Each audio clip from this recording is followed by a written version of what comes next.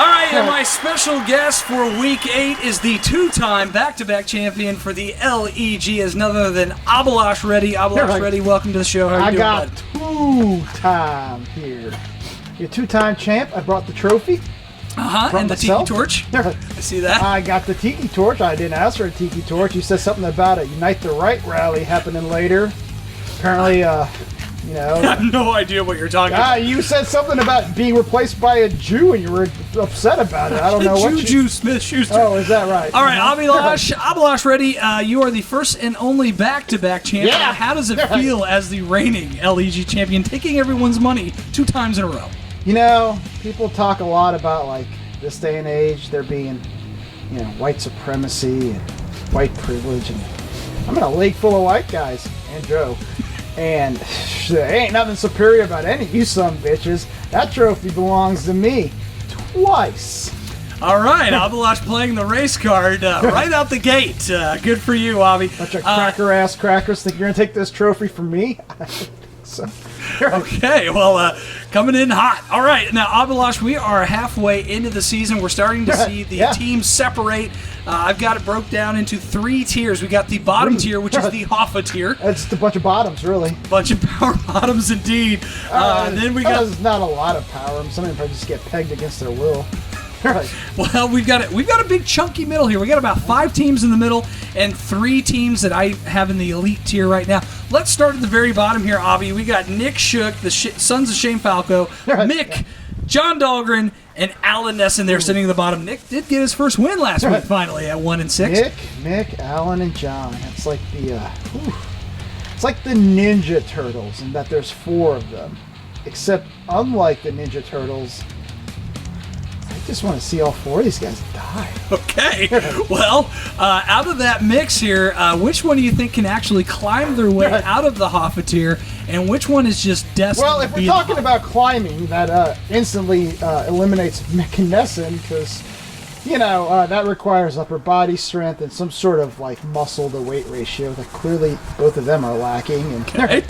I was more so talking from a fantasy standpoint, but please continue. And then, I mean, I guess... Nick or McCready. Nick just he's terrible. He's just awful. So I think McCready, because I didn't even mention McCready. Oh, is he not in that tier? No, he's not. He's in the middle tier. I'll get to him. I assumed he was in the bottom tier. Nesson, Dahlgren, Mick, and Nick. Oh God. You stumped me. And they all suck. All just... So do you think those 4 are going to stay down in the bottom 4? Those are going to be your 4 finalists for the Hoffa Bowl. Nick's terrible. Dahlgren's a natural bottom. And, of course, Mick and Nesson are just way down. All right, there you have it. Abhi Reddy. He's got his Hoffa set up. We may have a Hoffa preview this week. Can we get a Nick Hoffa, maybe? We may see that very well. All right, let's move on to the the middle here. We got about 5 teams here, all sticking around. 5 or 5. 5 teams. I mean, there's only 12 teams in the league. We don't need any abouts, right? I mean, there are 5 teams that are 3 and 4 and 4 and 3. Fucker over there. Myself in the 8th spot at 3 and 4. You got Joe Murdoch. You got McCready, the Indy Snatch Pounders, there in 6th place, and yourself, Abhi, at 4 and 3, right behind Plow at 4 and 3. Now, out of this pack, all right, only 3 of these teams, 3 out of the 5, can make it to the playoffs, considering the top 3 still stay in it. Good math. Who do you think climbs out of this group and is a guaranteed playoff spot out of the 5? Well, which 3 are playoff bound? Obviously me. Right. That goes without saying. Joe. I like Joe. How would I describe Joe? Starts with the letter N.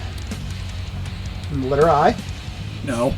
Nice. I like Joe. He's a nice guy. He's got a nice team.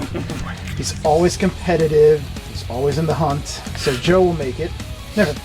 Who we got left? We got Plow and McCready. McCready, surprisingly, at 4 and 3. He's put together some nice wins. Well, listen, Plow. much like Anderson's economy, will disappoint you. Plow, here's the thing about Plow. You keep waiting for Plow to deliver.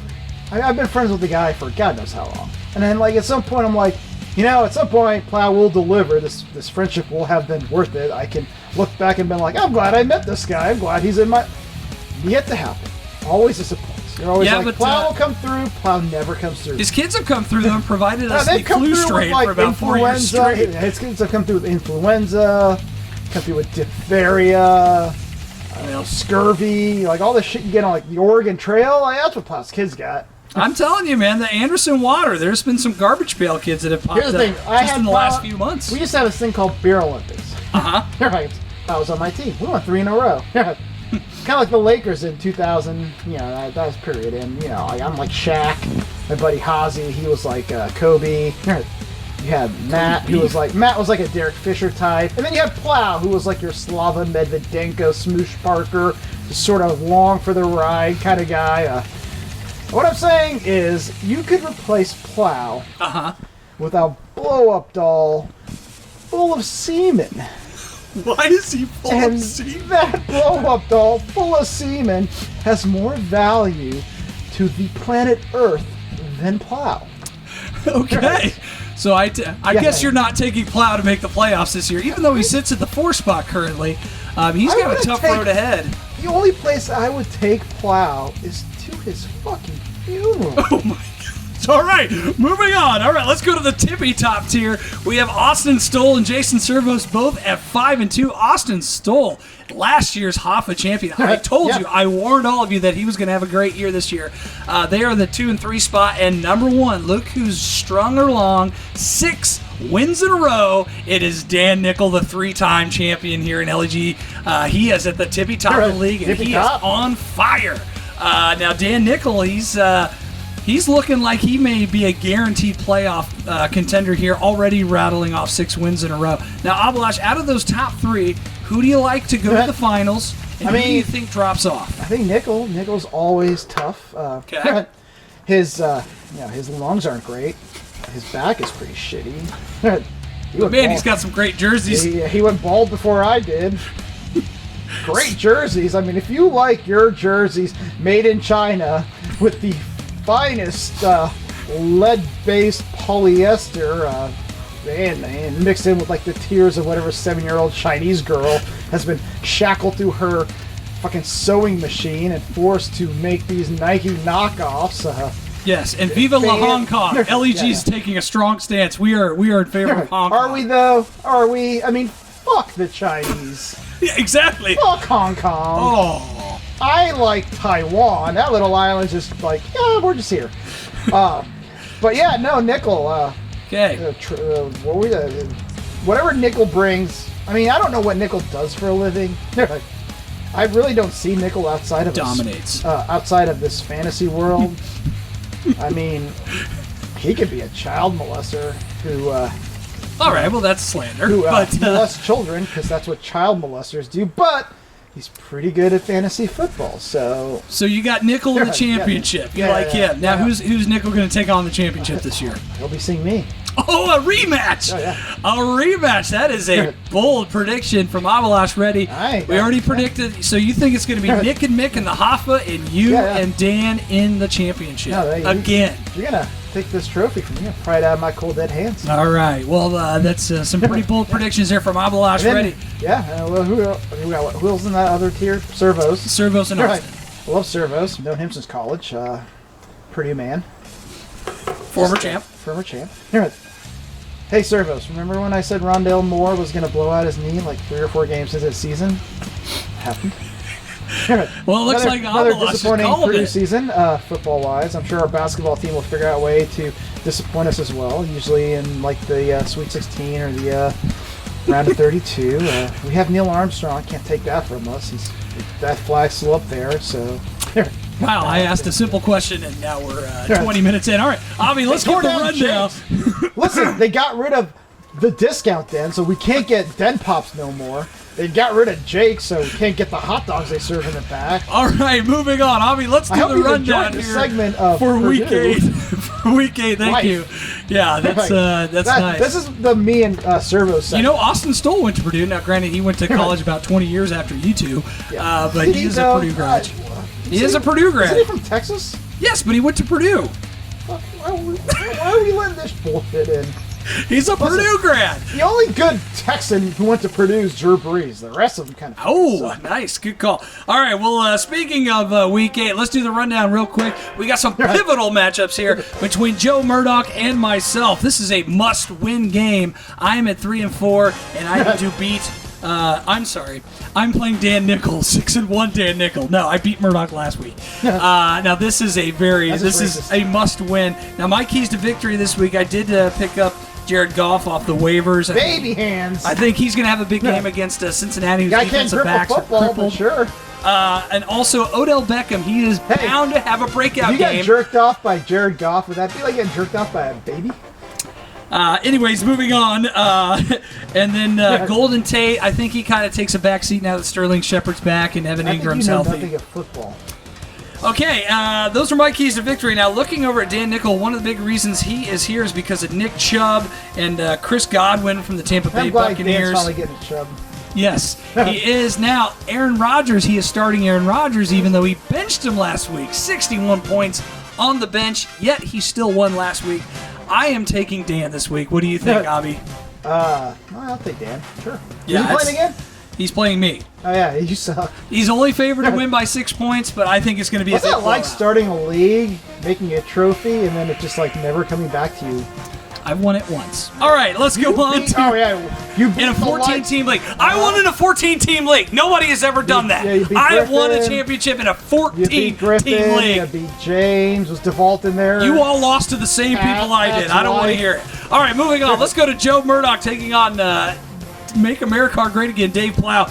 Another must-win game for both of these teams as Plow sits at 4-3. Same with intentional pounding. Now, my keys to victory for Joe, he is starting Tom Brady this week against the lowly Cleveland Browns, but I think the Browns are actually going to give him some pressure here, and they're going to rely on the run heavily, and also Saquon Barkley. You know, he is going against the Detroit Lions. That offense is Saquon Barkley. Now, let's look at Dave Plow's lineup here. Jacoby Brissett and Eric Ebron is getting the start here. I like that combo this week. They're taking on the Denver Broncos and need all the help they can get. But my keys to victory really for Plow are Cooper Kupp and Dalvin Cook, as it has been all year since Alvin Kamara is, I think he's hurt. I don't think he's going to be able to play this week for Plow. With that information, who do you think is going to win this week, Abhi? I'm picking Joe. You're taking Joe. Yeah, no, I'm not going to pick Plow. Nobody picks Plow. You end up with Plow, much like you end up with syphilis. He is. Joe is favored to win by 15-plus points. Plow's like a rape kit come to life or something. Just nothing good about it. Okay. Yes, very detailed. I'm taking Joe to beat Plow this week to continue Plow's free fall into obscurity here in the league. Plow, much like Anderson, the city of Anderson, Plow will fail, will disappoint, needs a bath. Could use, books. I don't know, arithmetic. Okay, well, thank you, Abhi, for that insight. Fantasy football the insight. other R, whatever that is. We've got Dave McCready, the Indy Snatch Pounders, taking on fellow Fiji brother John Dahlgren out there in beautiful San Diego. You talk about like human frat paddles and that Fiji house. You had McCready, Dahlgren, JD Brake, Alan Nesson, Ryan Burkla, Sean Meyer, Dan Dry. What's the criteria? I'd like to know what was the recruiting pitch. Eric Fay. Let's not forget lobster shorts. So what was the pitch? Like, how did you get recruited into this this band of winners here? Was it like I don't want to go into that in great detail, so let's go ahead and look at the rundown. So did you get So is it like you get initiated and then they give you your like lifetime supply of rohypnol to like take advantage of women, or do you have the rohypnol? That was the Tridel You house. walk into it and say, "Here's my rohypnol. I could drug up a ton of chicks. You should let me in." Like what? Well, how do you get into this rape factory you call the fraternity? Well, with that being said, Abhi, with extreme What were your intel on parties fantasy like? football, we've got Dave McCready rocking Teddy Bridgewater. Teddy Two Gloves is undefeated as a starter taking on the Arizona Cardinals. But my keys to victory for McCready this week, he's got the deadly running back combo, Christian McCaffrey and Leonard Fournette, who are all top 5 in the league this year in rushing. Now, let's look at Dahlgren, who came off an impressive win against you, Alan last week. No, he beat me. He did beat you. He beat me. He did beat you. You're That's somehow right. confusing me for Alan. I know. I'm sorry. He beat you last week. His keys to victory this week: Magic Mike Evans, Le'Veon Bell need to have a good game, and especially Juju Smith-Schuster, who's rocking in the flex off of the trade, who used to be on my team. With that being said, Abhi, who are you taking this week? You taking Dahlgren or McCready? Who are you taking? I'm taking McCready. No, I'm taking Dahlgren. That's right. I am guaranteeing a win for John Dahlgren. Well, I'll just take McCready then, because you clearly are wrong always about everything. No, I guarantee John Dahlgren will win this week. You are fucked. You I will hope win this whatever week. beach in San Diego you will be sipping your Mai Tais at, I hope you're crying when you lose to McCready. Speaking of crying, And McCready, I miss you, buddy. I miss McCready too. I never get to see him. Now, Abhi, you're taking on Austin Stowell this week. Yeah. This is a Who big apparently matchup. went to Purdue? Who went to Purdue? Yes, he's a We must Purdue have lowered grad. the standards after me and Servos got in. He is a Purdue grad, and he is favored to lose to you big time because his Dallas Cowboys are on bye. No Zeke, no Dak, but he does have Kirk Cousins at QB, and I like Derrick Henry against the Buccaneers and Austin Eckler against the Bears this week. I don't think Melvin Gordon's going to do much. No. But now your keys to victory for me, I think, is Russ Wilson, who's undoubtedly the front runner for MVP this year. Great pickup by you. And also Travis Kelce. I think they're going to rely on him heavily since Patrick Mahomes is out indefinitely, although they're saying he's going to be back a lot sooner than previously thought. Now, with Austin's most of his roster on the bye, I'm taking you, Abhi, this week. Who do you think is going to win, even though I already know? I mean, on one hand, you just picked me to win, so that's troublesome. Yes. On the other hand, I mean, Austin Eckler. I don't know who the fuck that is. He's on the Chargers. The Chargers. I thought Austin Eckler was it was an Austin Stowell. I can't. Neither of them have much of a personality, so I don't give a fuck. Listen, Austin, you're like since you apparently went to Purdue, you're the Hevlon Hall of fantasy football players. What does that mean? I don't know what it means. Decrepit, roach-filled, sad place that nobody gives a fuck about. You end up there. You don't choose to go to that fucking building. Wow.